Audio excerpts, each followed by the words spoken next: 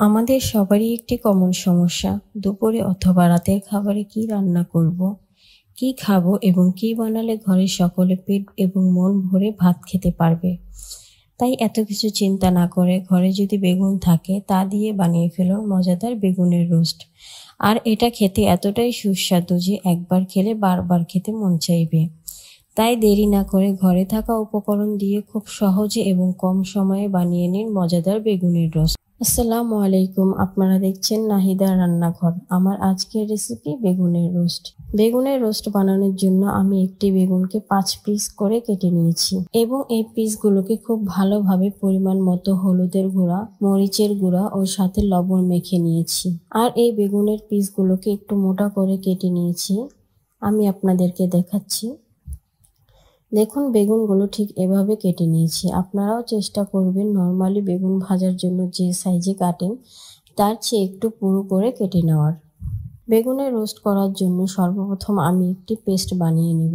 এর জন্য নিয়ে নিয়েছি হাফ কাপ টক দই। এখন টক দইয়ের মধ্যে দিয়ে দিব 1 চা চামচ মরিচের গুঁড়া, দিয়ে দিচ্ছি হাফ চা চামচ ধনিয়া গুঁড়া, এবার দিব 1 চা চামচ জিরা গুঁড়া,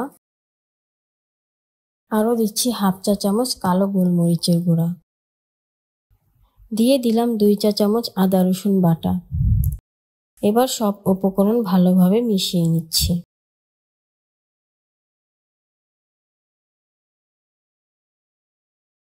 মশলাগুলো মেশানো হয়ে গেলে এই পর্যায়ে আমি ম্যারিনেট করার বেগুনগুলো তেলে ভেজে নেব। আর এর জন্য চুলায় একটি পাত্র বসিয়ে দিয়ে এর মধ্যে দিয়ে দিলাম পরিমাণ মতো সয়াবিন তেল। তেলটা হালকা গরম হয়ে এলে একটি একটি করে বেগুন দিয়ে দিলাম। বেগুনগুলো মিডিয়াম আঁচে ভেজে নেবেন, মোটেও হাই হিটে ভাজবেন না, তাহলে বেগুনগুলো পুড়ে রং নষ্ট হয়ে যাবে। আমি বেগুনগুলো হালকা ভেজে নেব। যখন দেখবেন ঠিক হালকা বাদামি রং ধারণ করবে ঠিক তখনই উল্টে দিবেন এবং আরেক পাশও সেম ভাবে ভেজে নেবেন। বেগুনের টুকরো ভাজা হয়ে গেলে একটি পাত্রে তুলে নেব। দেখুন বেগুনগুলো কিভাবে ভেজে নিয়েছি, আপনারাও ঠিক এভাবে ভেজে নেবেন। এ পর্যায়ে আমি সেম তেলে দিয়ে দিলাম একটি এলাচ, একটি লং, একটি তেজপাতা ও এক টুকরো দারচিনি। এবার এগুলো 20 সেকেন্ড ভেজে নেওয়ার পর দিয়ে দিলাম হাফ কাপ পেঁয়াজ কুচি। এবার পেঁয়াজ কুচিগুলো হালকা ব্রাউন কালার করে ভেজে নেব। যখনই পেঁয়াজগুলো সুন্দরভাবে ভাজা হয়ে যাবে তখনই এর মধ্যে ঢেলে দিব তৈরি করে রাখা মশলার পেস্ট। মশলার পেস্টটি দেওয়ার পর ভালোভাবে মিশিয়ে নিচ্ছি। এবার এটার মধ্যে মশলার পেস্টটি তৈরি করা বাটিটি ধুয়ে অল্প পরিমাণ পানি দিয়ে দিচ্ছি। এবার এই মশলাটাকে মিডিয়াম আঁচে খুব ভালোভাবে কষিয়ে নেব।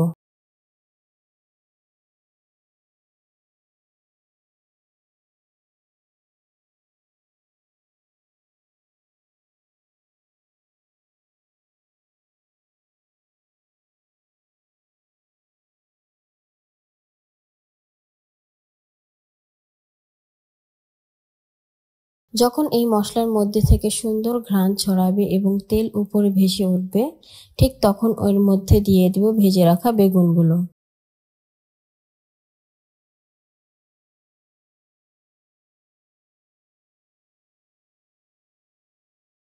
বেগুনগুলো দেওয়ার পর আলতো হাতে এপাশ ওপাশ উল্টে দিয়ে 1 মিনিটের মতো কষিয়ে নিব। একটু সাবধানে নাড়াচাড়া করবেন যাতে বেগুনগুলো ভেঙে না যায়, কারণ বেগুনগুলো ভেঙে গেলে এর আসল স্বাদ পাবেন না। বেগুনগুলো কষানো হয়ে গেলে এর মধ্যে দিয়ে দিব হাফ কাপের মতো পানি। পানি বেশি দেওয়ার প্রয়োজন নেই, বেশি পানি দিলে বেগুনগুলো অতিরিক্ত জাল পেয়ে ভেঙে যাবে। এবার 2 থেকে 3 মিনিট জাল করে নিব এবং যখন দেখবেন পানিটা শুকিয়ে গিয়েছে ঠিক তখনই রান্না ফিনিশ করব।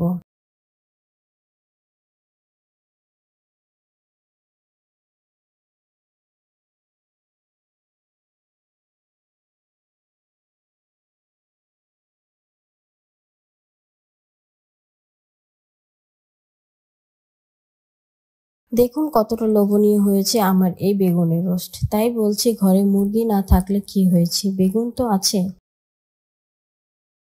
তাই দেরি না করে অল্প সময়ে অল্প উপকরণ দিয়ে বানিয়ে নিন মজাদার বেগুনের রোস্ট এবং ভাত এবং পোলাওর সাথে উপভোগ করুন। ভিডিওটি ভালো লাগলে লাইক এবং সাবস্ক্রাইব করে পাশে থাকবেন। ধন্যবাদ।